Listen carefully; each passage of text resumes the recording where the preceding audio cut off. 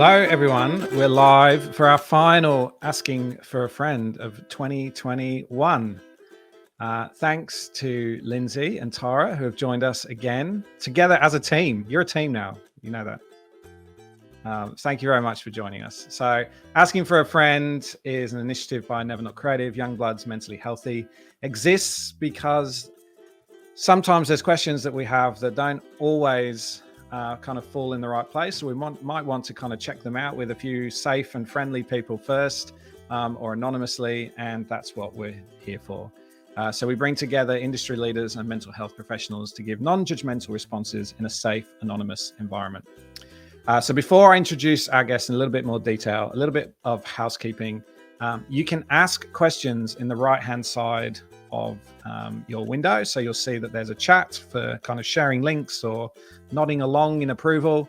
But there's also a questions tab where you can add your question, and we'll get to those in the second half of the session. If you need more immediate help, then please do consider getting in touch with any of the following resources that exist here. 1 second. And also another great place to start is just going to your GP and being able to have a chat there and let them help you to get the right kind of frameworks and networks and a mental health plan around there for you as well. So like everything we do with Never Not Creative and Mentally Healthy, this is volunteer run. Essentially, it's unofficial. We're a bunch of people using community to come together and tackle the challenges that our industry is facing. So with that in mind, everything that we're talking about here kind of does lack a bit of context. You are anonymous. So we'll do the best we can with the information that we have, but then definitely go and seek help either professionally or casually from others. If things are getting very serious for you, absolutely go get that professional help, whether it's financial, legal, or mental health related. So with all of that out of the way, I'm delighted to welcome Tara Hurster. Tara is a psychologist and the founder of the Tara Clinic, where Tara doesn't mean Tara, the name. It is an acronym for Therapeutic Addiction Recovery Assistance. She supports busy and successful people to regain control over substance use and addiction while leaving the guilt and the shame behind. After helping thousands of people to work through their experience of substance use, she's focused her sights now on disrupting the way that we view addiction through reducing the negative stigma. Thanks for joining us again, Tara. You're so welcome. Thank you for having me. And I love that we're all a team. It's great. I think it is a team now. It was nice. For anyone who doesn't know, we have a big list of who's coming up on for the psychologists and the leaders on upcoming Asking for a Friends. And you two keep getting paired together, which is excellent. And we have Lindsay. So Lindsay is an accomplished creative director from Queensland, currently plying his trade with the team at Khemistry. Lindsay is a mental health advocate and has recently led the Queensland government's push to help Queenslanders look after their mental well-being with the Dear Mind campaigns. Having spent over 25 years in the industry, Lindsay has more than an insightful understanding of how to make friends, get ahead, and produce outstanding work in the creative industry. Thanks for joining us again, Lindsay. Thank you. Great to Lindsay's be here. even joined live in the past. We've done one on stage in Brisbane. It was excellent. Yeah, it was the design conference. That's right. That's right. Before lockdown number 332. Somehow we squeezed 3 days together in Brisbane. Not quite sure how. Cool. Okay, so we will get into it today. It's very good to see. I just saw one pop up already in the questions tab, so that's excellent. Thank you, and we'll get to that one shortly. But let's kick things off. So, Tara, I'm going to come to you first. How do I ask for a mental health day off? Do I have to disclose why I'm asking for the day off? Also, should I ask via phone or text? Yeah. So I'm learning a lot about this in your industry, and I think what Lindsay and yourself have to share about this will be really valuable. From my perspective, though, I think really it's looking at, okay, what are the early warning signs that we're getting kind of close to sort of boiling over, and what we want to try and do is we want to look at avoiding that point. So if we can avoid that point by having a mental health day off earlier, then it means that it's not feeling as like kind of feeling, if that's the technical term. So things that I would be encouraging people to do in terms of thinking about it is just noticing, is your sleep impacting, like what's going on with your food, what's going on with how agitated you are. And then it's always helpful to go in prepared whenever you're going to have a conversation with someone that you might feel uncomfortable with, or even those who you feel comfortable with. It's still really nice to feel prepared. So things like, writing it down, because sometimes when we get stressed, the front part of our brain switches off, which is where all of our language and higher order thinking and problem solving and all of that is. So having it written down what you'd like to say means that you can be really succinct and you can feel in control of what you're talking about. And also, I guess when you're doing that preparation, you can have a think about, all right, well, how much do I actually want to disclose? Because, we don't have to disclose anything. If you want to disclose, you can, and I guess it would depend on who you're talking to, what you're talking about, how much depth you go into is completely up to you. So yeah, I think having a mental health day off is really valuable. And the things to do when you're on your mental health day off, firstly, as much as is possible, switch off all devices to actually unplug.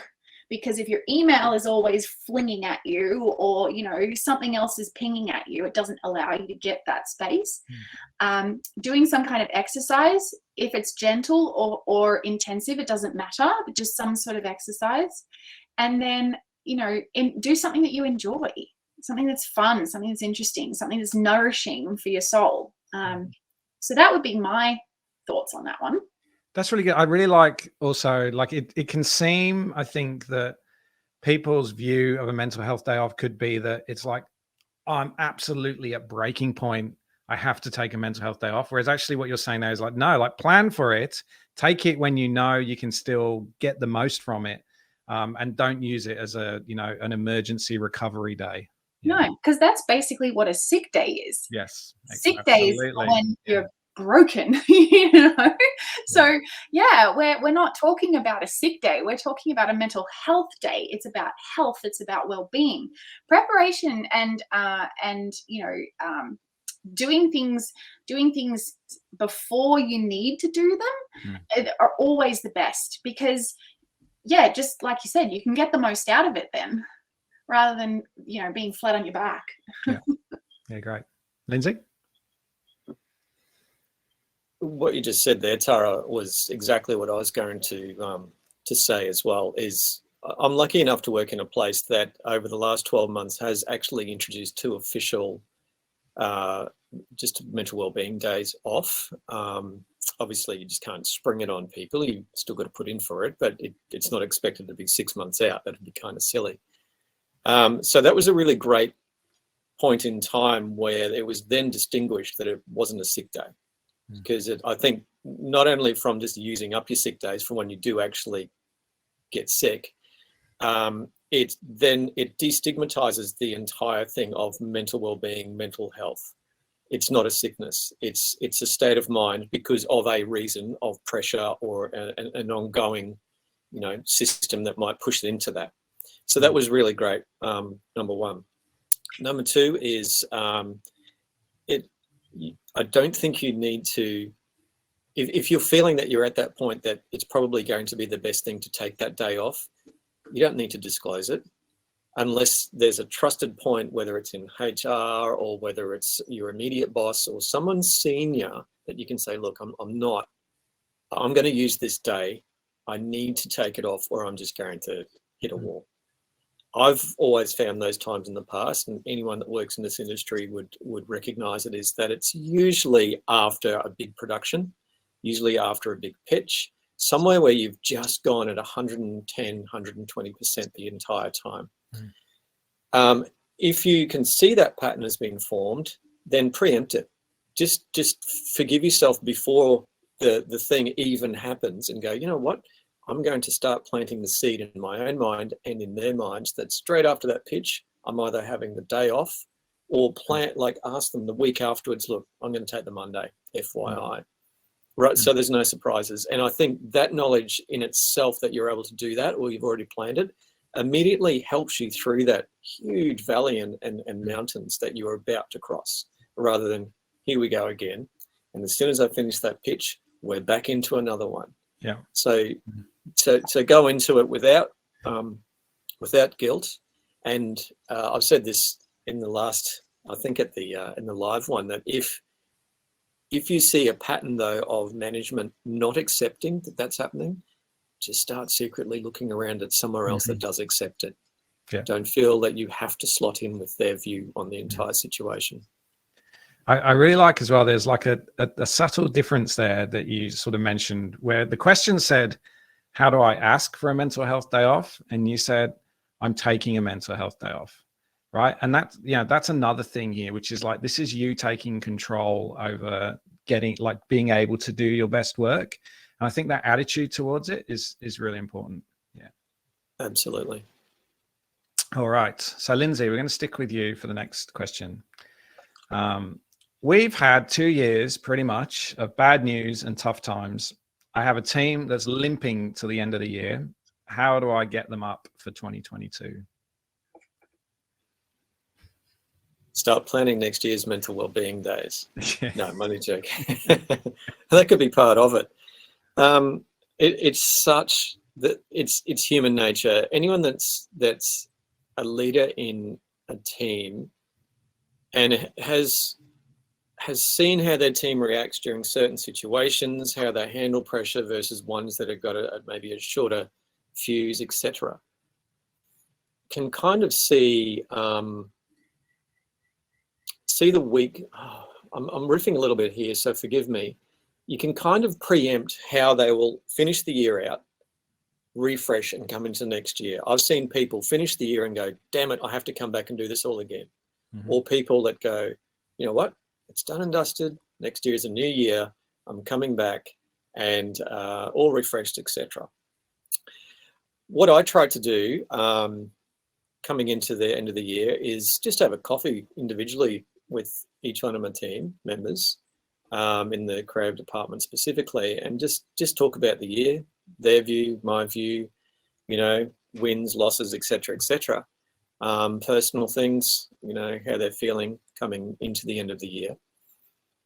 But then talk about, or I've always come in prepared with a theme for the next year. Sometimes it might be, hey, what's the extra 5% that you can bring, not be expected to bring? You know, what would you like to bring to the company or the position or the creative, whatever it might be. So you kind of switch the power back. You know, it's like you it's not homework, but you just give them a little bit of an essence of you're in this too. That acts as a refresher.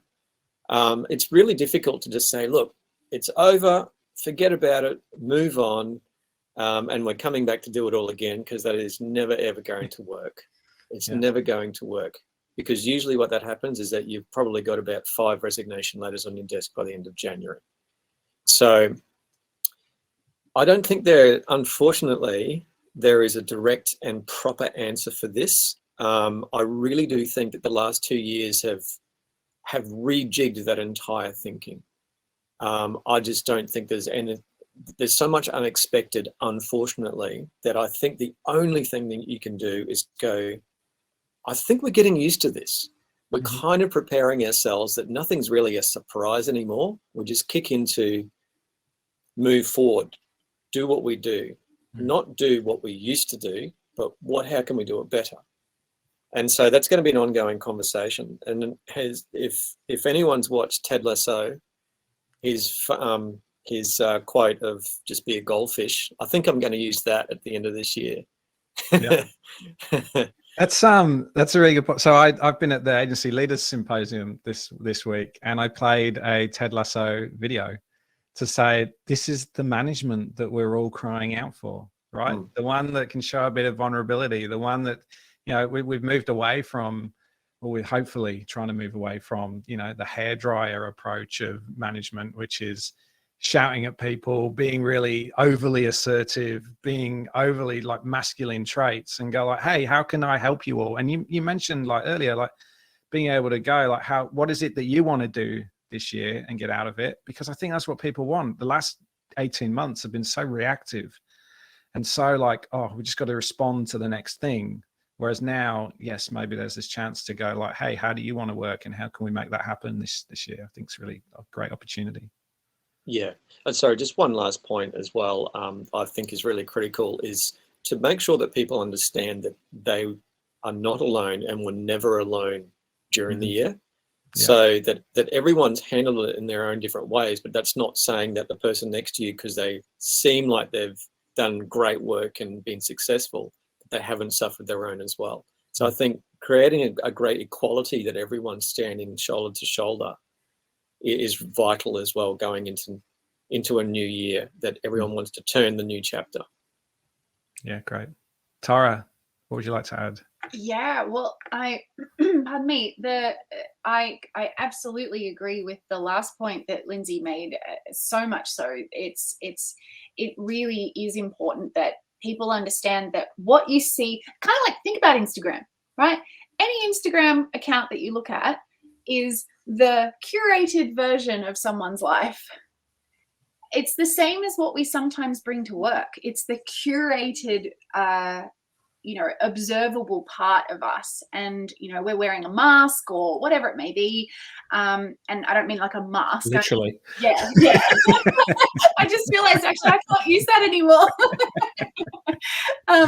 But yeah, being able to just know that what you see isn't necessarily what's happening for everybody. And just because you're, perhaps people don't even know what's going on for you. Right. So yeah, I really agree with that.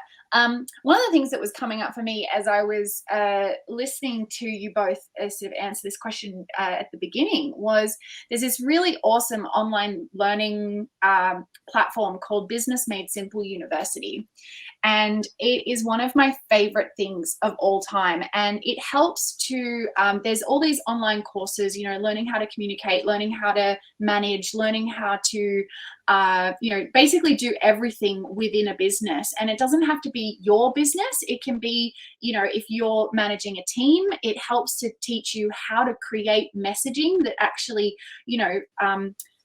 is able to be shared. But also, for any of your content or any of your, there's specifically one in there on proposals made simple. So, all of the things that you guys do in your work, you can basically, utilize this platform. But one of the things that's really great in this platform is it's got the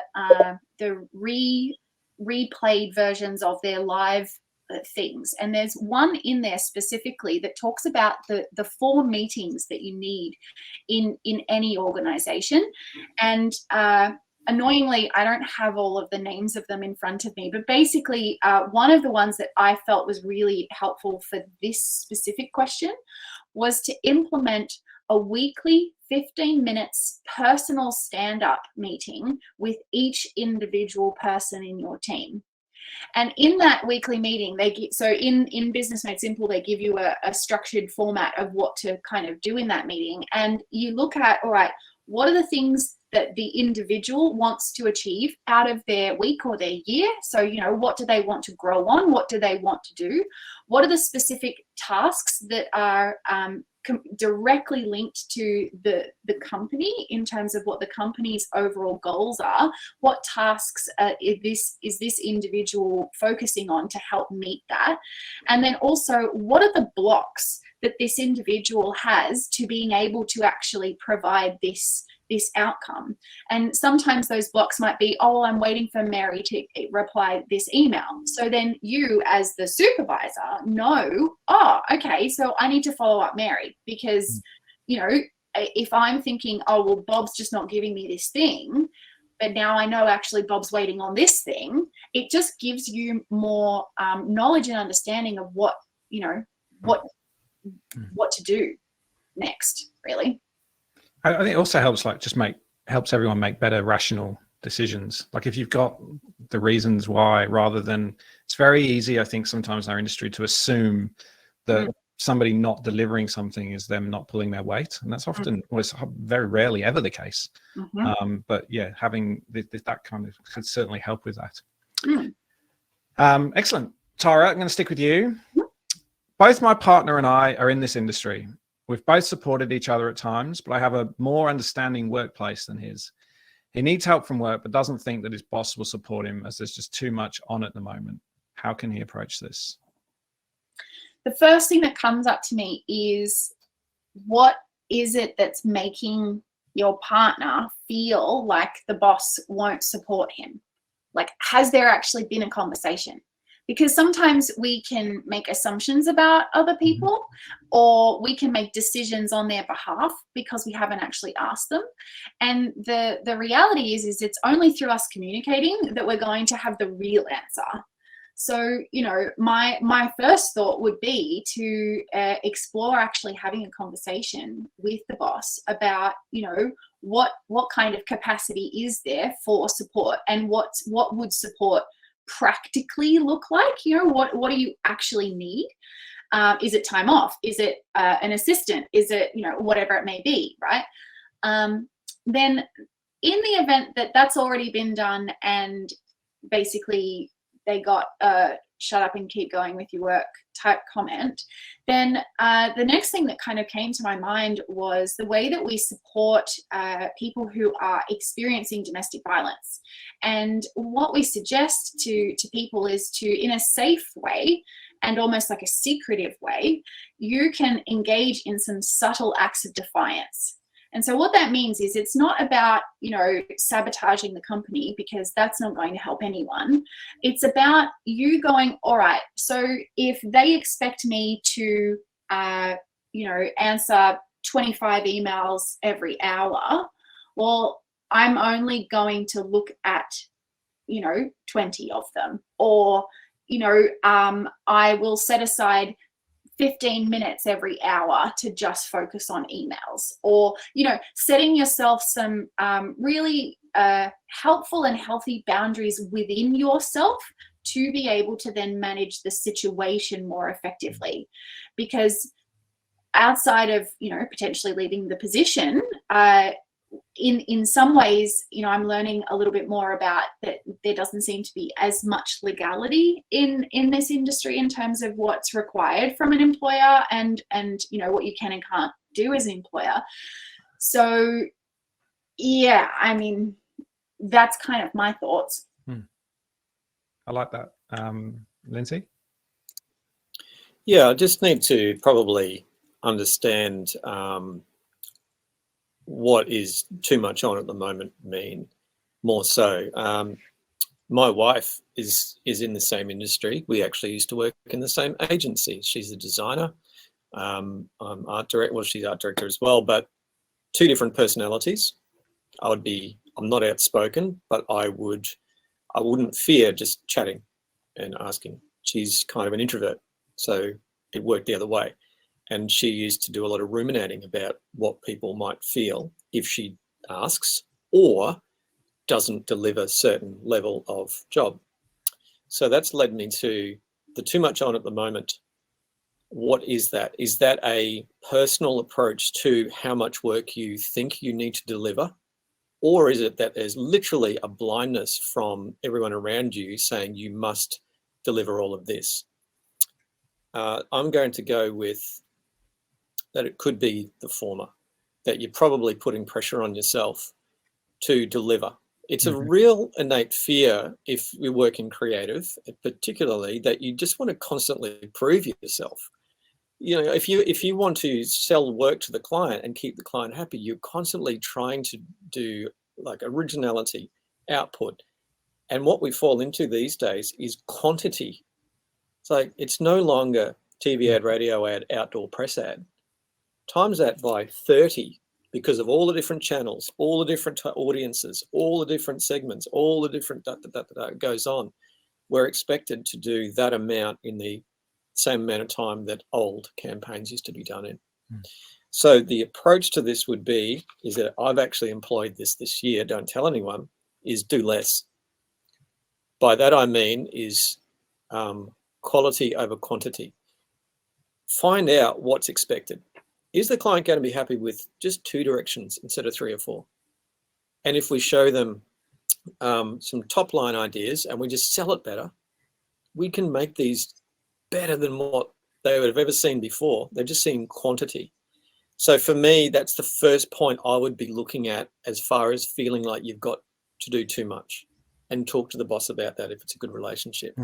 That's my start point. I really like that. I was having this conversation like a few hours ago, which was like, why are we still presenting so many ideas?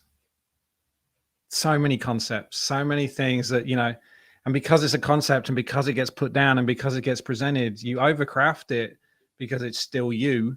And, you know, it's going to get ditched. Like most of them are going to get ditched, which is really hard to kind of accept. The other thing, and I'm going to share a little bit of, we're doing research around empathy at the moment. And this is quite a disappointing finding so far, which is that the reason people believe that there are the barriers to empathy, 80% of people thought it was time. We don't have time for empathy. And I think there's some things that actually we can just, like, we're lucky that we can actually just go, you know what, we can make time for empathy. We can make time to have that chat. And I think back to what you said, Tara, like there's also an interesting concept around the perception gap, right? It might be that that you're saying, a bit like what you said, Lindsay, like you don't think that someone is going to be able to support you through this, and you won't know until you ask. And sure, maybe there's some precedent with somebody else, but you also don't know the context behind the discussion or the relationship that they've had, which led to, you know, an outcome that was different for somebody else. So I think it's a good one to get over, is the perception gap. And if you haven't taken it yet, here is the link for the empathy survey. There's some really interesting results which we're getting back at the moment. So go check that out and share it, please, with your networks would be great. Okay, Lindsay, I don't think this is a massive surprise. We don't really have performance reviews in our agency. Because of the pandemic, there's been a feeling of we're all lucky to have jobs, but we've literally been working like dogs, and I think we all deserve a pay rise. Is this realistic? Would I be better off leaving and getting it that way instead? This isn't in there, but great resignation. Is that what's going on here? Yes. I know it's a buzzword at the moment, and but I think it's always been this way though as well. Like it's January for me was always the consideration of, oh, what's new this year, and quite often that rises to the top is career path, etc. But you know, we've all had many realizations over the last 2 years of what we want to do, and I think the Great Resignation, it'll be more of the great research if I can actually do it more than anything else. But it will be interesting to see what happens with it. But I think this is definitely driven by the feeling that you probably been taken for granted, and those workplaces that haven't put in place yet, based on anecdotes from the last 2 years, which it always takes something bad for someone to rethink something, right? And so we're seeing that happen. If they haven't put anything in place or offered up some kind of employee care system or performance reviews, etc., then they're obviously barking up the wrong tree. Performance reviews for me that should happen now are not, I don't think should be only based on output and all the usual things of what you bring to a job. I think it's the ability to have still delivered to a certain level of understanding through what we've been through in the last year or two. That for me is probably a critical part of a person doing the performance review. A performance review, I have found, I've worked in multinationals and in boutique agencies or small agencies, is that the multinationals are probably worse at performance reviews than the smaller ones, because they shouldn't be, because there are processes in place, but their eyes are so much on the coin that they will balk and stall and have all the excuses under the sun. Never let that get in the road of going, look, I really do think I need one, whether it's a conversation, how am I going? You know, is there anything that we can look at through the last year? And then that is a great segue then that you can use into, well, maybe I'm worth more. If I've done well and I've done all these things, the clients are happy, we've got great relationships, you know, I'm working well with the team, I don't think I'm a junior anymore. I think I've learned how to go up a little bit. If they stall at that, then yeah, quite often is the way to just start asking around. And I've seen it 1,000 times before. I've done it myself.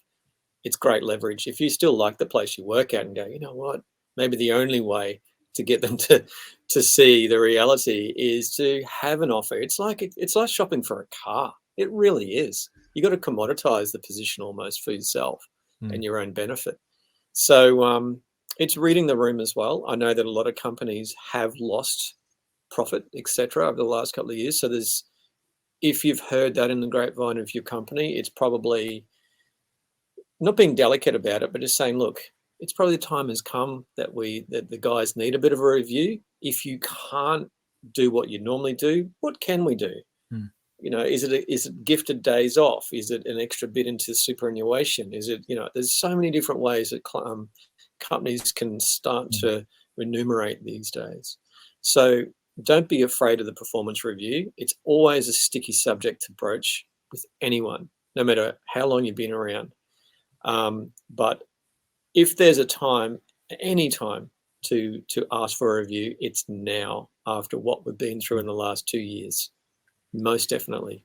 It's awesome to get such an honest answer from leadership, because you could have easily played the company line there, and you know, which would be, don't go looking around. So I love that, you know, that's what we get from these sessions, which is perfect. I've been witness to that too many times.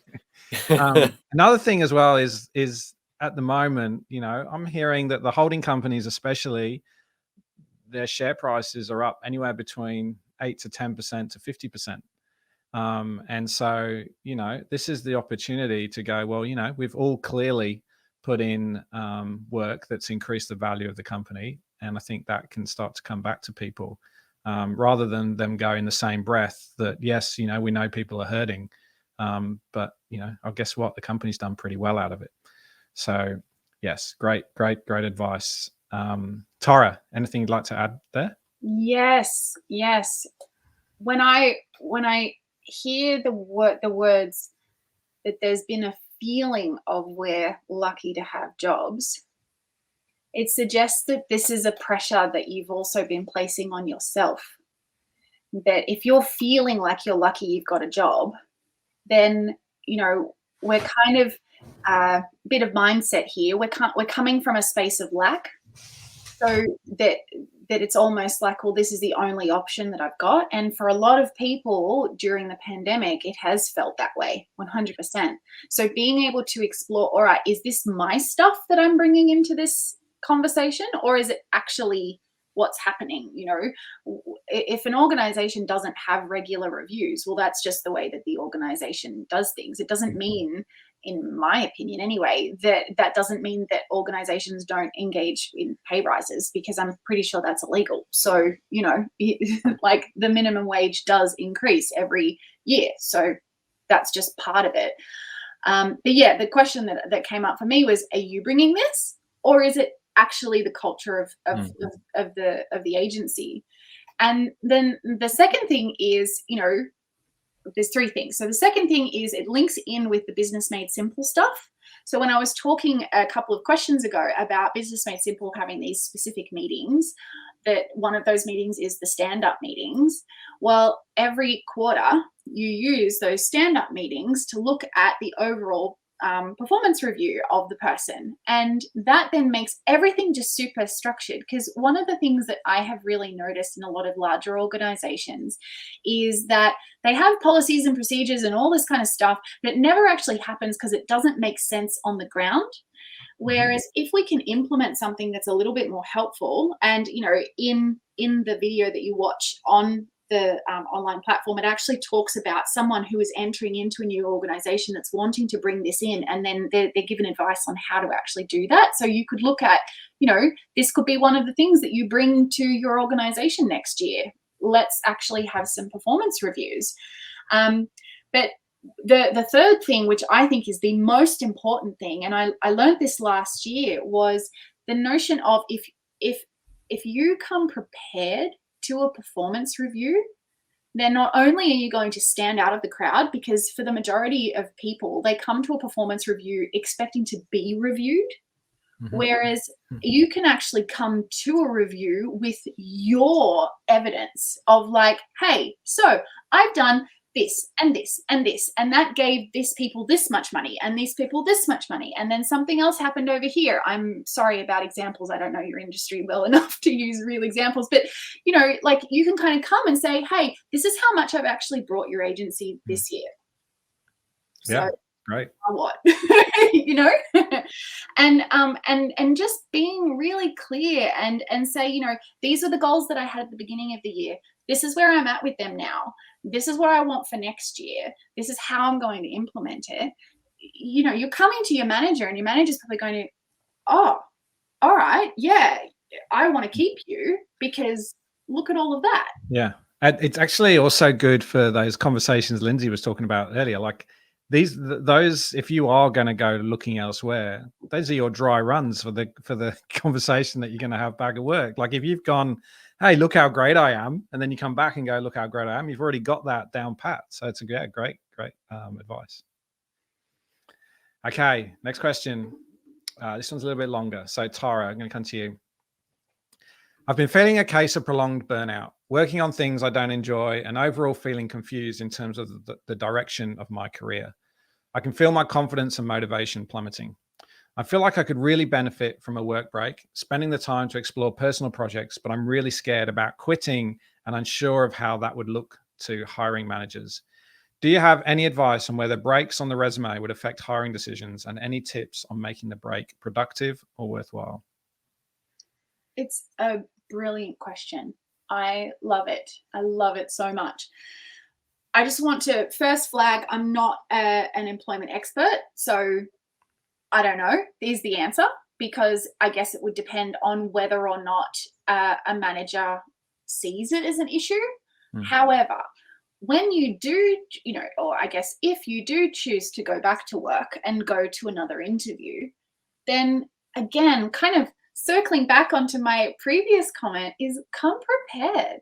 Come prepared with the evidence of, all right, so I took 12 months off. I just had like a moment for myself, right? What did I gain from this 12 months off? What have I learned about myself? What have I learned about the industry? What have I learned about, new ways of being creative? What have I learned about, what the needs are for different organizations?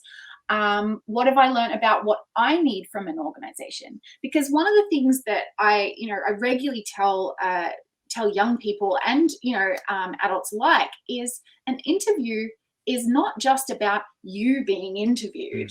You're also interviewing the organization to see whether or not it's a place that you want to be. And, being prepared and looking at it and going, okay, well, what's important to me? What are my non-negotiables? And then what have I brought to myself from this break?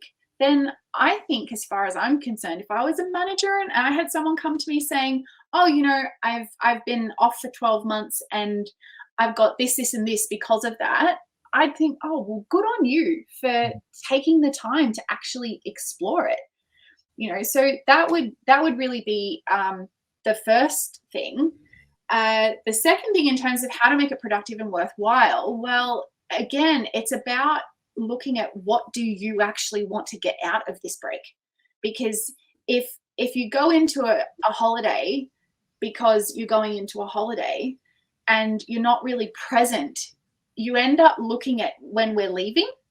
So you the holiday goes really quickly because it's always like, oh, we're leaving next week, But when you're in the holiday and you're actually there in today's moment, like what are we now? We're 1:10 p.m. on Thursday, the 2nd of December.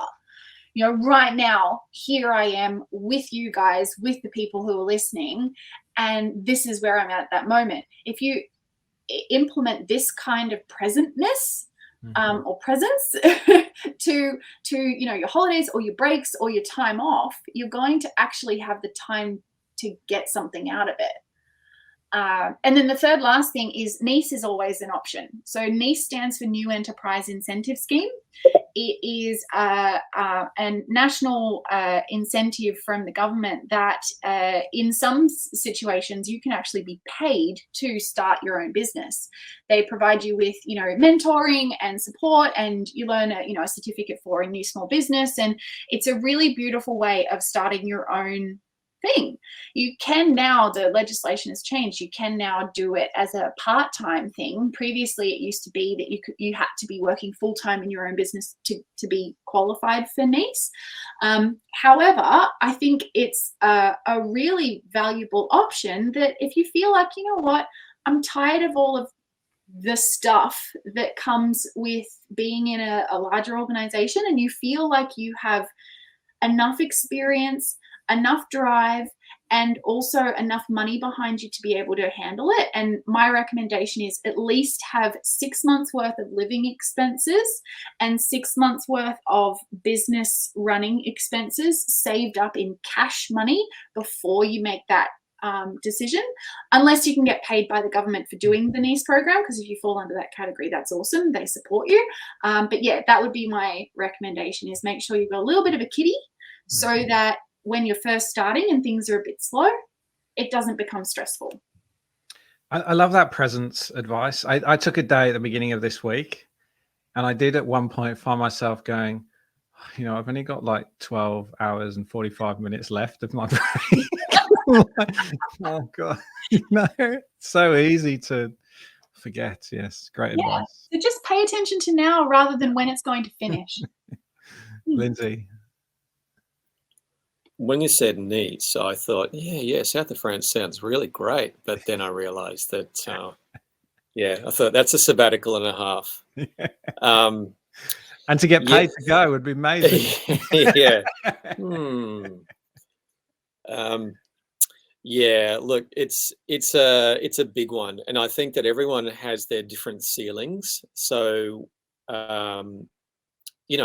the old keep calm and carry on type thing, people still abide by that. But there's as we've hinted to, the thread along through all of this is so that I think we've found out that we're all susceptible to that breaking point, no matter how much we steel ourselves to it. So being kind to yourself and forgiving yourself to take those times, whether it is a short work break, I think you kind of, as the great shoe company says, just do it. It's not just dropping everything right now and going, I'm gone.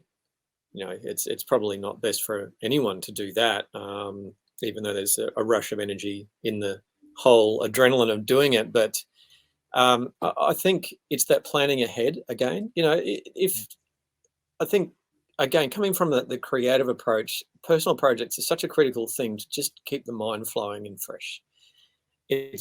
But when you've got busy lives, whether it's just a tiring career, whether it's just commutes, whether it's family, all those other boring things that kind of tend to suck all your time out, finding a way to fit it in. I really think that people have got this concept that personal projects and taking time to yourself require days and days and days and days on end.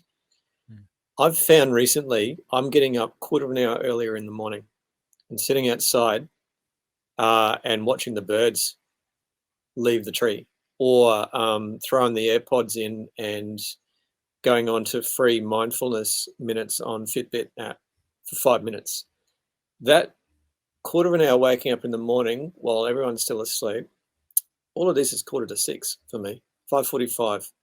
And that helps you just kind of ease into it and prep for your day, rather than waking up going, shit, I've got to be and just you don't have any time to do anything.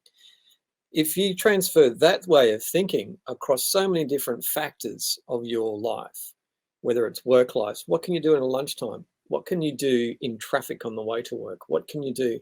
I listen to podcasts, and at lunchtime I consider my walk to get my lunch a mindful exercise. That then arms yourself with enough mental energy to battle that burnout, as well as give you time to go, you know what? I can do my work. I can also do my personal projects. I've got so many notebooks of things I'm going to do. I haven't quite done them yet, but I'm forgiving myself for that because you know what? That notebook is progress. Yeah. Yeah. Just because you haven't done it yet doesn't mean you've failed. You're on your way. So, sorry, the last thing with the resumes, if I saw someone come in and said that they've taken a 6-month sabbatical because they wanted to explore Renaissance art in Eastern Europe, I'd go, that's great, come and work for me.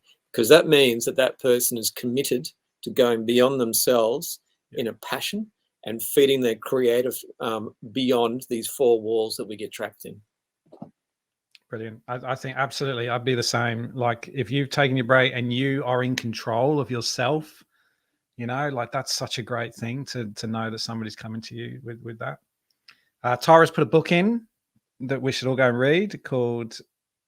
It's called The Miracle Morning by Hal Elrod, and it basically describes in a few extra steps, but basically what Lindsay was saying is if you get up, you know, he talks about the life savers. So it's 6 habits of successful people that you do for 10 minutes each, an hour before you would normally have gotten up in the morning. And so usually that's when, you know, everybody else is asleep.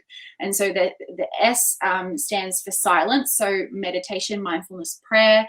A is affirmations. V is visualization. E is exercise. So some sort of movement in your body. R is for reading, some kind of self-development. And then S is for scribing. So either journaling, writing out your goals, writing out your ta-da list is what I call it, you know, whatever it may be. And yeah, following through, if you can get past the Americanness of the storytelling in there, it's a really great book. I think it's fantastic. I think like, and being kind to yourself, like I think you said, Lindsay, like just going for a walk sometimes, even if it's during the day, and getting your mind off of things actually will help you work. And it can be work, right? That is you being productive. It's not, you know, you're not the value of the number of hours you spend at your computer. I've been chatting to the people who started this startup called Endel.io. And I often spend, like, my Spotify playlists is like Nordic atmosphere and Icelandic atmosphere and all this kind of stuff. That's what I listen to during the day and at night. And then these guys came along and there's like an AI powered machine that responds to your body. Like if you're wearing the Apple Watch and you got the app, it responds to you. And I did like a 45-minute walk the other day with Endel playing. And I didn't even know I'd been on a walk. I was so kind of like in the zone. I just took the dog and I was just like, oh, this is good. And then I couldn't even remember what I'd done on the walk or anything like that. And it felt so refreshing. So yeah, that's quite problematic actually. Normally people get called for that to take the poor person back home. Oh, yes. That'd be me. So if anyone sees me, yeah, just tap my watch and get me back on track would be good. My Spotify rap for the year had my #1 genre as ambient. So we're kind of in the same thing here. It must be the theme. I'll send you. I'll put it in. I'll send you my Nordic atmosphere playlist. Bit of a running joke in my house. That's what's always playing.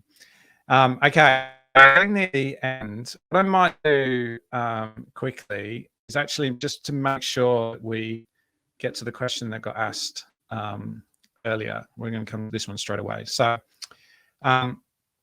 Let's go. The question is all about balance. So balance between digging deep within yourself to create unique and inspiring work, but not wearing the possible lows on negative feedback or not achieving the level of work that you expect. How do you find the balance? I think, Lindsay, you're going to be best placed for this. Yes, the eternal question. Just a sec. I'll read it again. This kind of actually goes back to what I was saying earlier about just asking yourself the question is, are you setting your own level of what you think is expected of what unique and inspiring work is? We've all seen the awards. They're an anomaly of how they get made. And what is your expectation of the outcome of what you perceive as negative? It's very easy for the imposter syndrome to set in, going, nothing I'm ever going to do along this way of my creativity to show the client is going to be good enough for them to immediately go, that is the best work I've ever seen. If we can nip that in the bud really quickly while you're doing it, it is going to free you up creatively and perceptively of approaching the client. That's all a little bit mystic, I know, but it's one of those weird things that there's so much pressure that you can put on yourself to deliver the best, most amazing thing that's going to scoop every award show for the next 10 years versus going, I'm just going to put me into this. That's an approach I started a couple of years ago that sort of helped lead to the Dear Mind things and various other things I've done, is going, how does this campaign reflect me? Not everything does that. The best campaigns that I feel that I'm most proud of and associated with are the ones that I can see that I'm in there as a human. You don't have to say, hey, this is written by Lindsay. It's like it. The reason what I mean is that there is a human empathetic approach to it because it comes from a place of understanding rather than a place of falseness. That is the first step that I knew that I had started reducing the pressure on myself. The only pressure that then would come was the pressure that others were putting on me, whether it's deadlines, whether what they thought was right. And being able to, what was the question again? Christ, I'm really bad at that. Unique and inspiring work is unique and inspiring work could just be the opinion of a set of judges. Yes, again, we've seen it all, but don't aim for that the whole time. The comment that I'll probably finish on here, sorry if I'm rambling a little bit, is I've had this similar conversation with a few of the guys here at work and the pressure they put on themselves and the whole instinct to strive for awards with everything. I said, awards just don't come because you want to do good work. Like, you don't do the work for the awards. I said, awards come because you do good work. Because you only want to do good work, the awards will follow. You don't do the work for the awards. Does that make sense?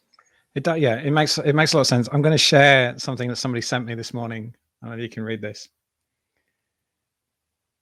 A little bit cynical, perhaps, but if you pay to nominate yourself for an award, it's a purchase, not recognition. Yeah, it's true. And I think, like, you know, that goes to what you said. Like, if you do good work, then yes, sure, it'll get recognized. And it might be an award, might be something else.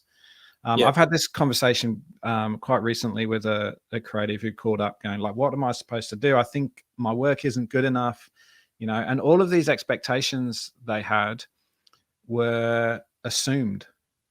They thought that somebody else would think that their work wasn't good enough, that the place they were working at wouldn't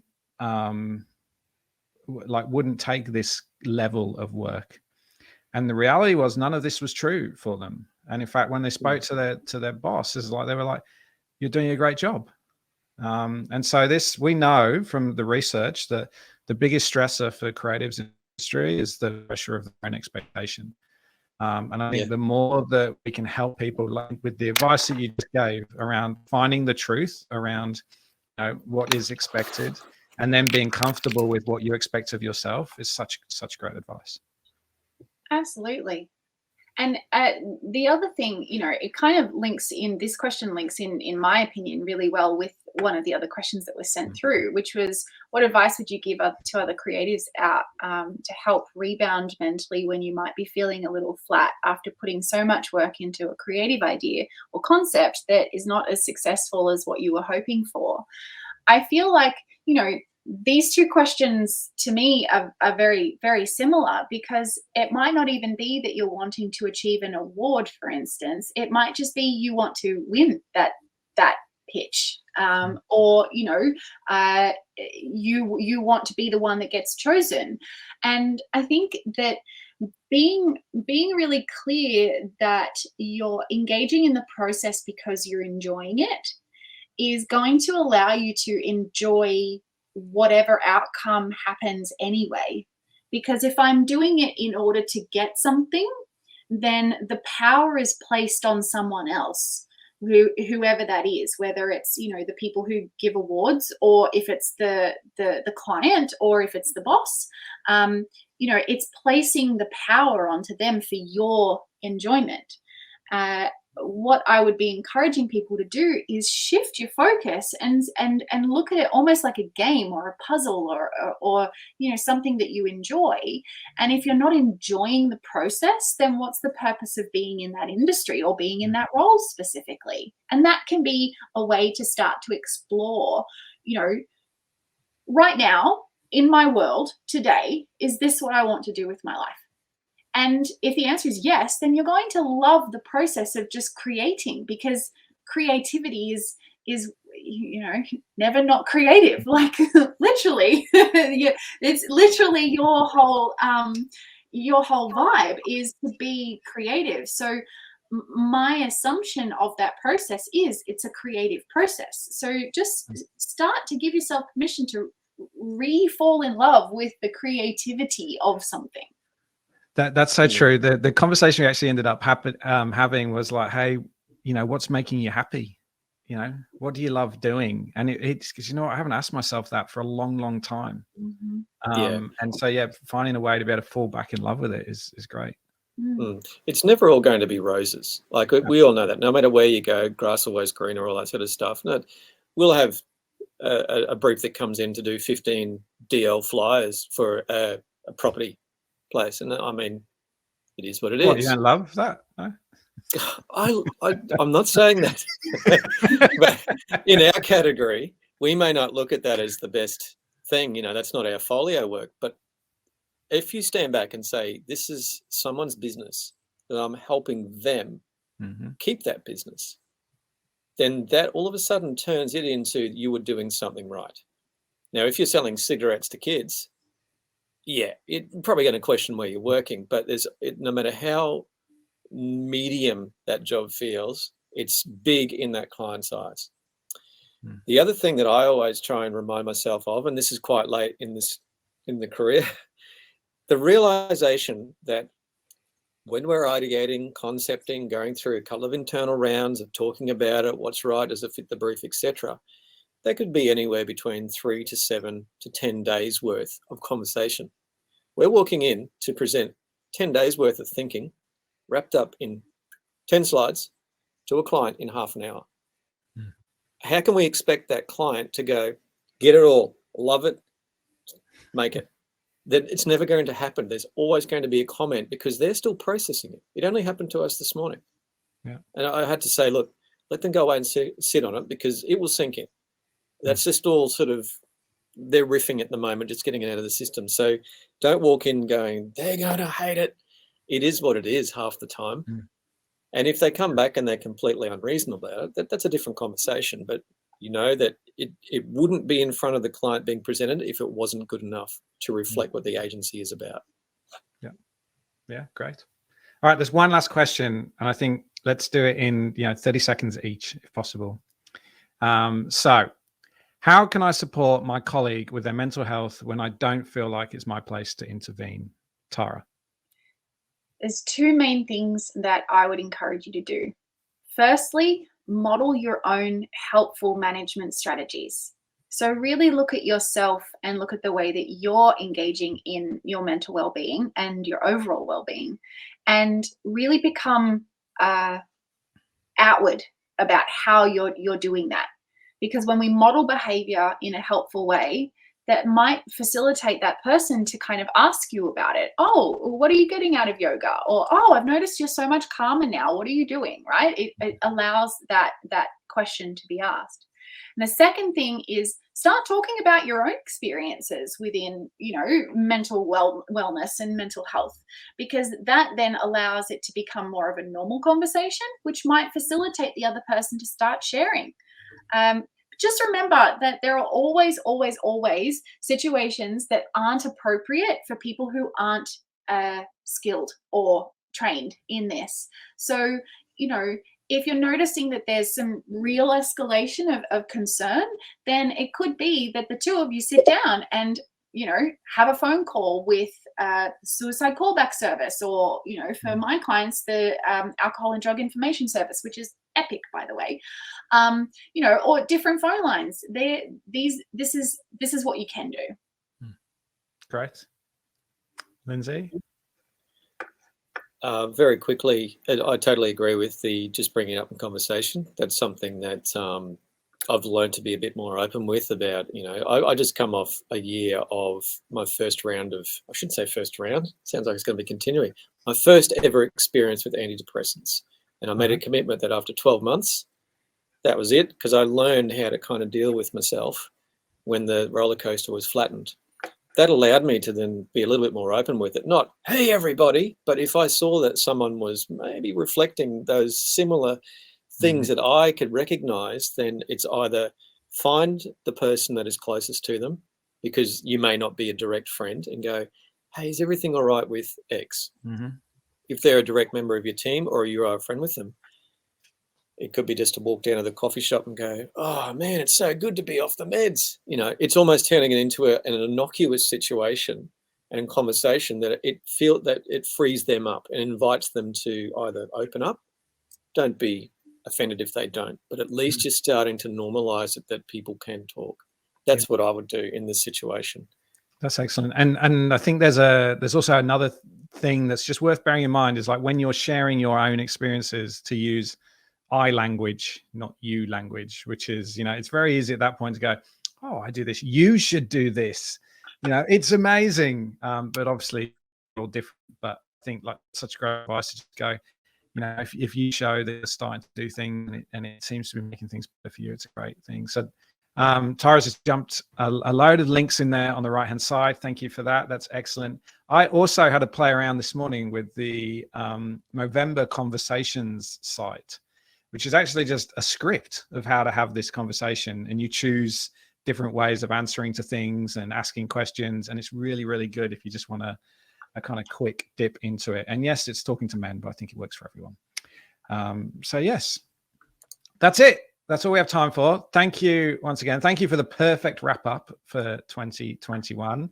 was great to reunite you both together and back with Asking for a Friend. And here's to more next year. But I hope you have a great end of the year. And thanks everyone for watching and listening. Thank you, everyone. Appreciate it. Great talking. Absolutely. See you soon. Thanks. See ya.